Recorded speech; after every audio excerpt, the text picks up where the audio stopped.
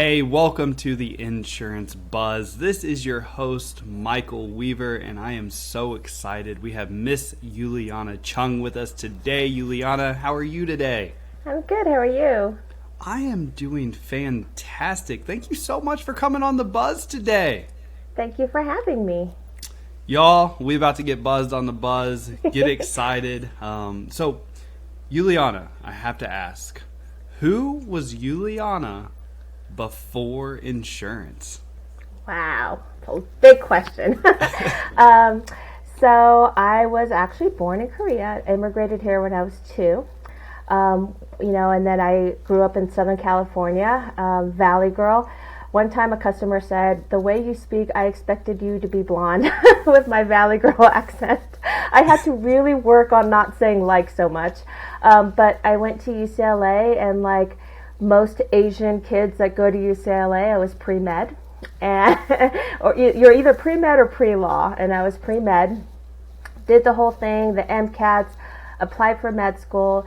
And when I applied for med school, one of the interviews that I had, the dean of admission asked me, do you really want this, or do you, is this the right profession for you? And of course I gave some brilliant answer of yes, like this is how I should be. And I asked him why, and he said, well, number one, I see this a lot with Asian, students, that it's mostly their parents' dream and not their dream. And then number two, it's also where, you only apply to 7 medical schools. Like most people apply to like 30 or 40. And I'm like, well, because I'm brilliant, you should just take me. That's why I know where I want to go. But at the time I'm like, well, what do I do if I don't get into med school? And so at the time I had taken like a gap year between college and applying for med school. And I was working at UCLA at the Cancer Center, and also being a program director for their developmental disabilities program over there. And at the time they had like a job center at UCLA. Like they had the internet. I'm not that old, okay? But they actually had a job center where you could go in, and U.S. Customs was hiring.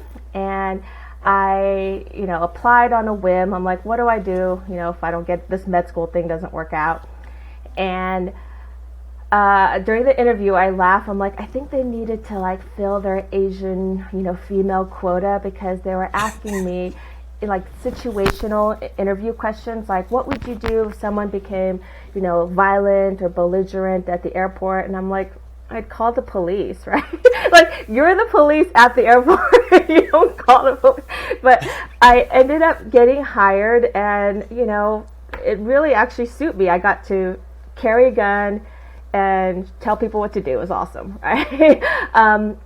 But my first week at the Federal Law Enforcement Training Center, I got my acceptance into medical school, and kind of had to make that decision of where I wanted to go. And it was kind of what I call my sliding doors moment. Like what would my life been had I gone to that? But I did really realize that was my parents' dream for me and not so much mine, and I didn't know what path I wanted to go on. So I ended up being in law enforcement for 6 years. I was with Customs for 4 years, where I won 2 commissioners awards. Most people have a 30-year Customs career and not get one, and I got 2 within those 4 years. And then 9/11 happened, and they wanted people with prior law enforcement experience, and so I ended up, applying, and they have actually the federal law enforcement, the Federal Air Marshal Program has the highest shooting qualifications, which they should, because you're in a small little plane, right? Sure. So that's how I ended up moving to Vegas, and I did that for 2 years before I opened my insurance agency. Holy smokes. You went from like flying on planes, protecting everyone, to insurance. This is awesome. All right. So I absolutely love the sliding doors moment, and kudos to the professor for having that conversation with you, but then kudos to you for really taking a deep dive and being like, is this what I want, or is this my parents' dream? That's an amazing story. Thank you for sharing that. So now I have to ask, like, how do you go from customs, protecting people on a plane, to insurance? Well, definitely law enforcement, very male-dominated field, right? And so when I ended up, being with Customs, I said I would never date anybody I worked with. It's kind of unfortunate, but there's still a double standard, right, between men and women. And so I'm like, I will never date anybody I work with. And when I ended up coming here to Vegas as an air marshal, I started dating my husband, who just retired from being an air marshal, and it was supposed to be. And I joke around. I'm like, it's supposed to be like a fling. It's supposed to be my little Vegas thing, but he tied it down. He put a ring on it, right? But we started getting serious, and I tell everyone being an air marshal was the most amazing single person job. Like, you got to travel the world. Like, I would go party with my girlfriend in New York every month. I'd go party with my girlfriend in Chicago every month. It was pretty awesome. But, when you're like, no, we want to have a family and be settled, it was too hard. And at the time, we had just bought our first home together. And I walked into my local State Farm office and was talking to the agent, Amber Aiello, who's still a really good friend, and she was just telling me how this was kind of like a franchise opportunity. And at the time, I was already, because unfortunately, being an air marshal, even though it's super fun, like, there's a lot of time on the plane that you're not doing anything, right? And so at the time, I was doing taxes for H&R Block on the side, and then I also was studying to get my CFP. And so she's like, you would be perfect for it, and 18 years later, here I am. So that is absolutely amazing. All right, so from air marshal to insurance professional, you were already getting your CFP. Obviously, you were a hard worker. You had multiple jobs, and so tell us. Because you have a really unique, because I don't think it's ever easy for anyone. I mean, you started new market scratch. Tell us a little bit about just your journey in agency, because I think that's extremely powerful just from the brief amount that I've heard, and so I'm very excited about this. But just talk to us a little bit about your journey in agency so far. Well, when I first started, like I said, being in law enforcement, you can kind of tell people what to do, and opening agency, I had to persuade customers to trust me and buy from me. But not only that, your team, you have to motivate them, you have to show leadership, and I just really struggled with it. I tell people, like, I excelled at pretty much everything I did in the past. Like, even though I shouldn't have gotten law enforcement, like, I was an expert shooter, like, it just kind of came natural to me. But like, agency didn't. And the first few years I had success because you're new market, you have to feed your family, you have to get that contract, right? And so you're killing yourself to get that, and then I would just burn out. I would be like, okay, I'm tired, right?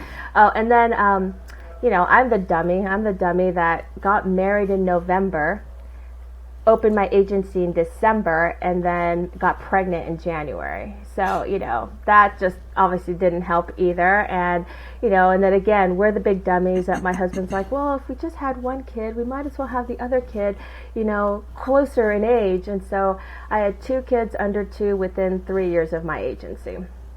So just, getting burned out. And, I was sharing with you, Michael, before, like, if, they have that recognition history, like, you can see with State Farm, and, like, you could see my pattern, great, travel, oh, I'm tired, travel, tired, right? Mm-hmm. And, but again, I consistently grew, and so I got to the point where I'm like, okay, I'm making a really good living. I'm, comfortable, I'm good.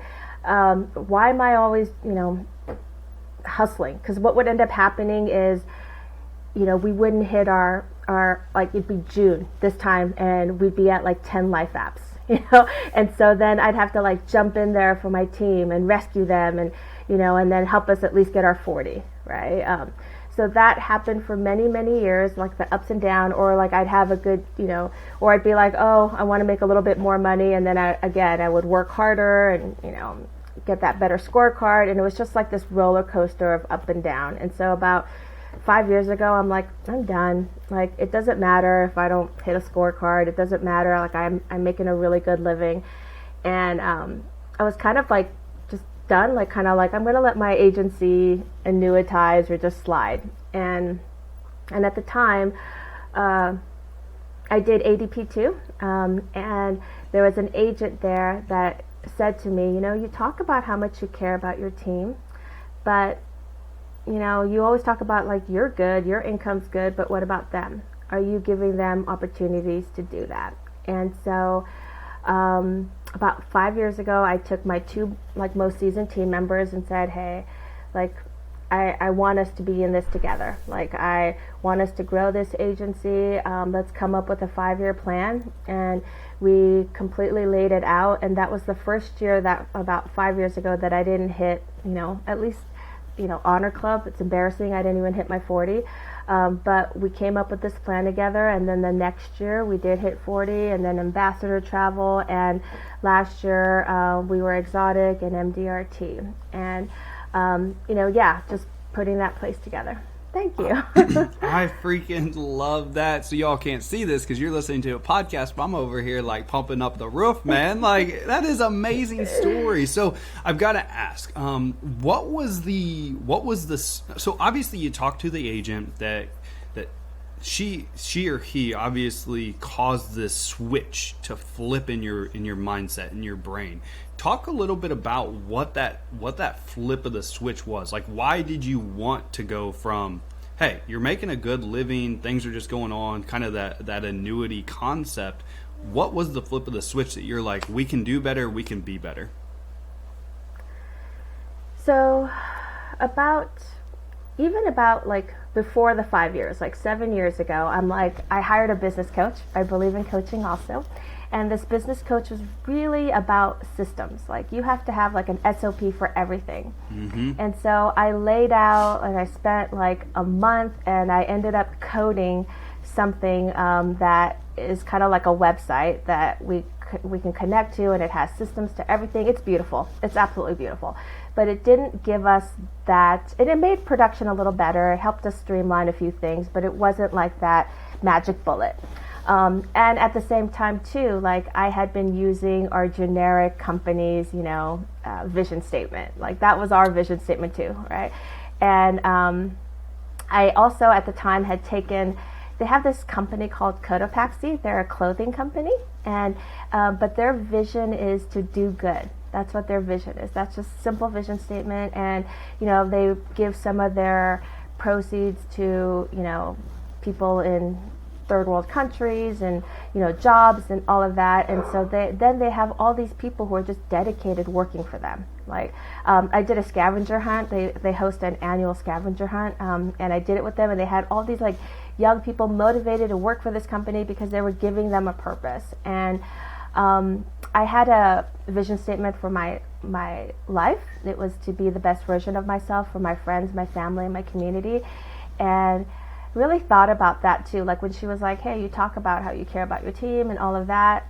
And I'm like, the reason I got into insurance and law enforcement and med school, if you think about all of those things, it's about helping people. And I always wanted to be a difference, and helping others. And so I made that vision statement for my agency to be a difference in the lives of the people on our team, our agency, and our community. And if I'm going to be a difference for my team, it's, how do I do that? By giving them more opportunities. And that means my agency has to grow in order for them to have that opportunity.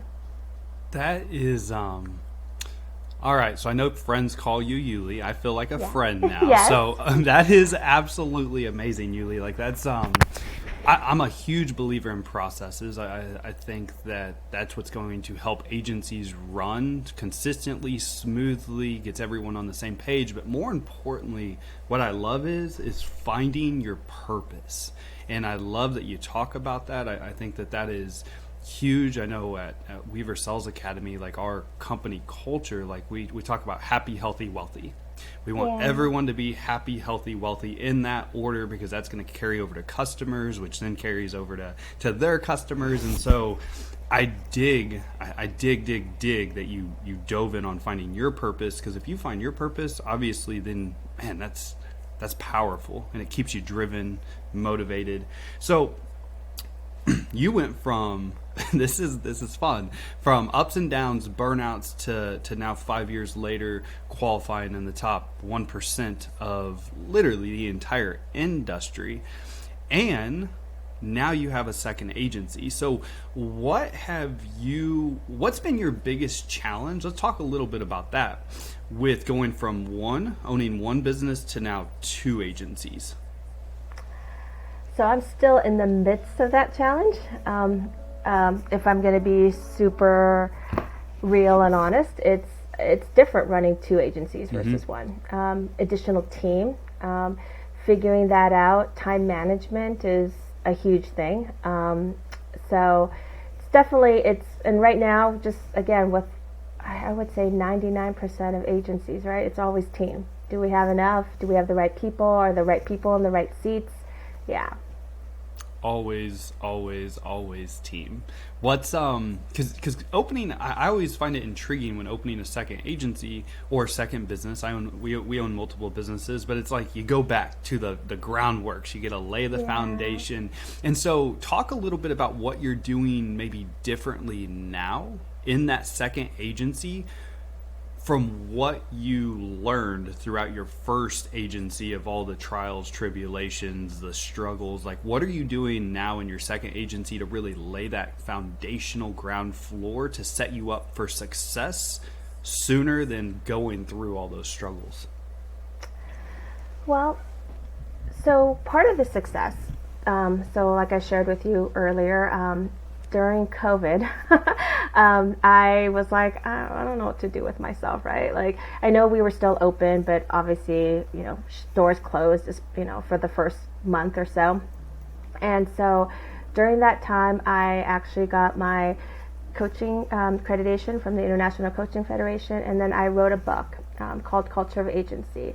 And that culture of agency, what I talk about in there is that if you walk into any insurance agency office, you can feel that culture. There's a culture there that, it's how they greet people, it's how they, give you the quote, it's, their onboarding process. And I broke it down into 3 types of culture for every insurance agency. So there's the one culture that I call the competition culture. These are agencies that their agency owners are really like, they want to walk the stage. They want to be like all the awards and accolades, and they're the go-getters. And, that's great because they're hitting all the marks, but on the bad side, sometimes, for lack of a better word, they can be dicks, right, to their team members. And so they sometimes rule by fear versus anything else, right? And then because of that fear, you can run into compliance issues. Like Wells Fargo is the perfect example, right? Yep. Then there's what I call the systems culture. So those are agents who are so analytical, and they have systems for everything, and they write all of this stuff down, and but now their team gets kind of bogged in on those systems. It's like they're taking more time to note everything versus getting things done, right?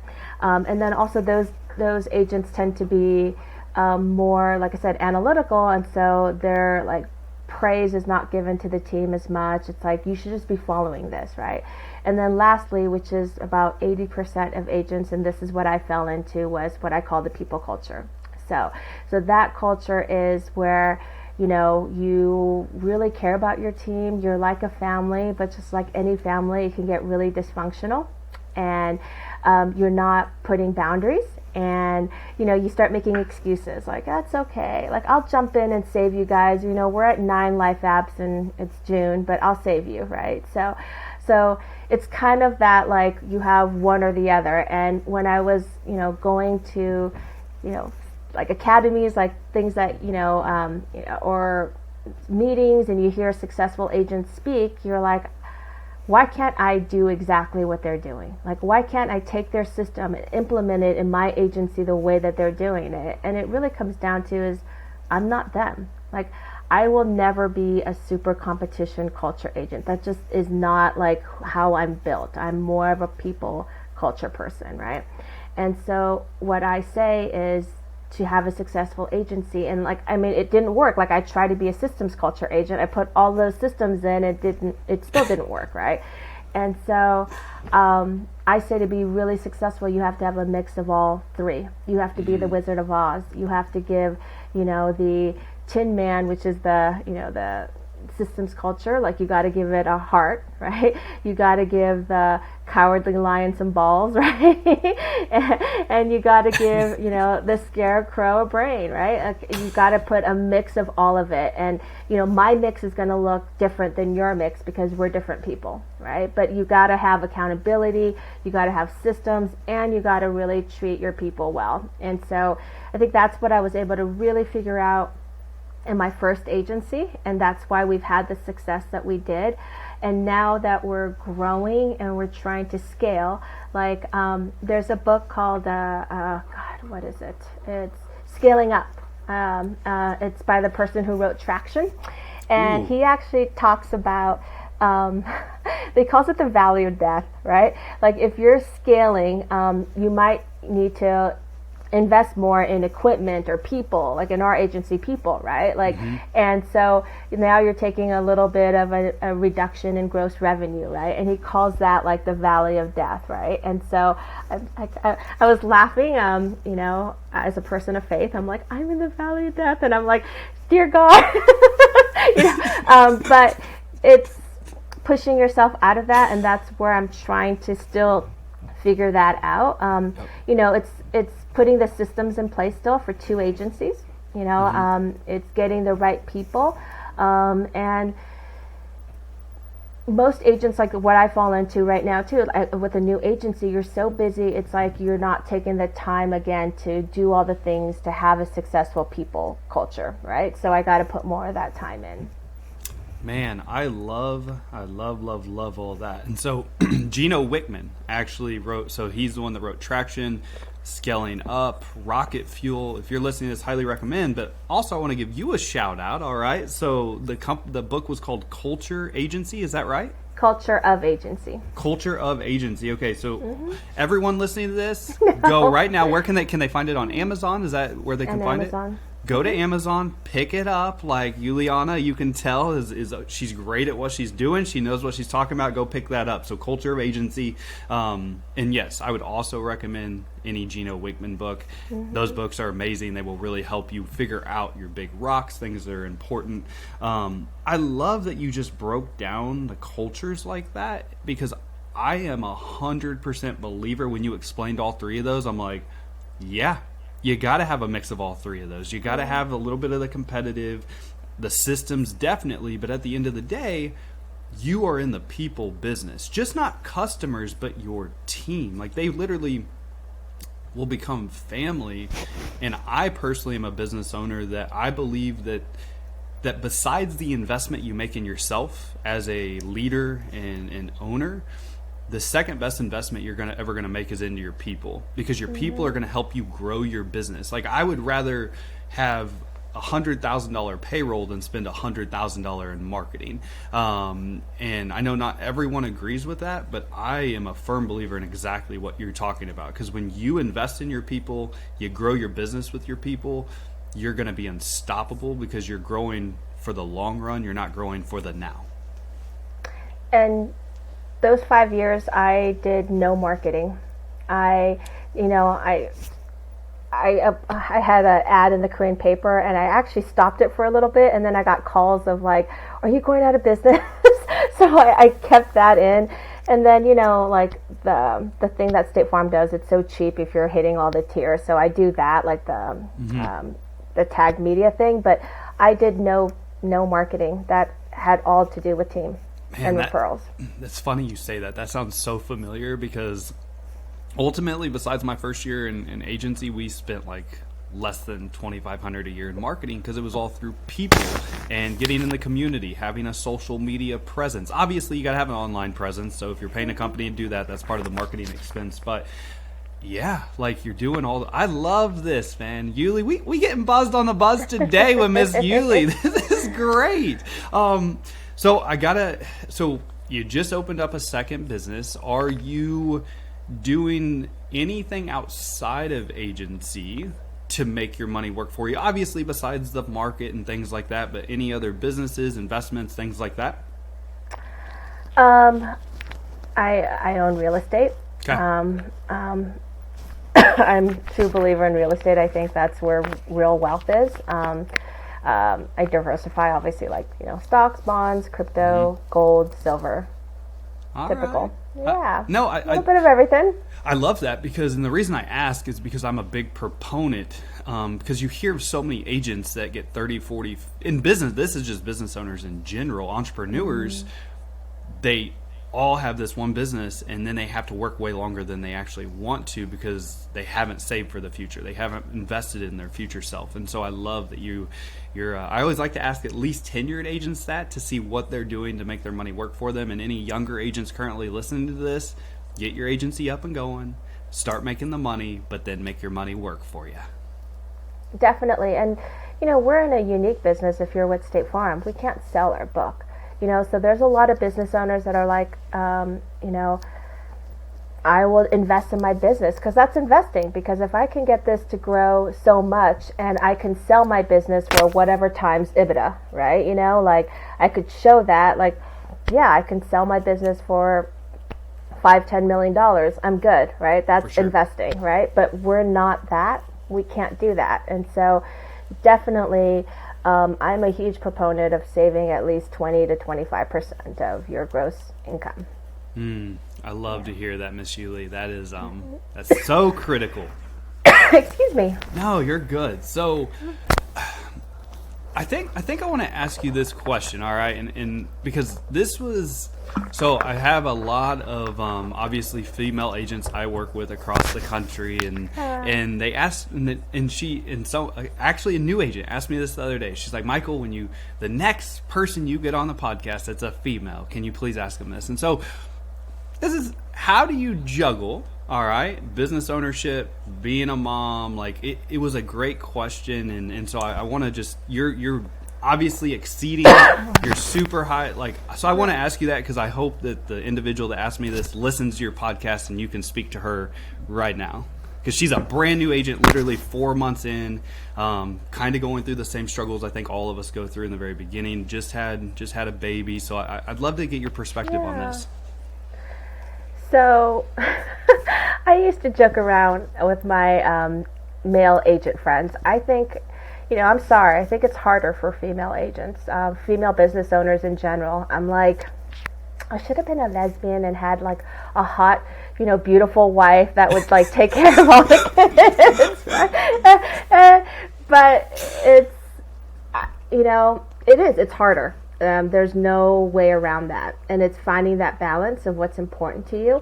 And, part of the beauty of agency is if you need to step back, you can, right? And then you can jump back in. But if you put the systems in place, then you don't have to step back, right? Like right now, I'm going to be, again, super real with you guys. Like, I don't have a lot of balance right now.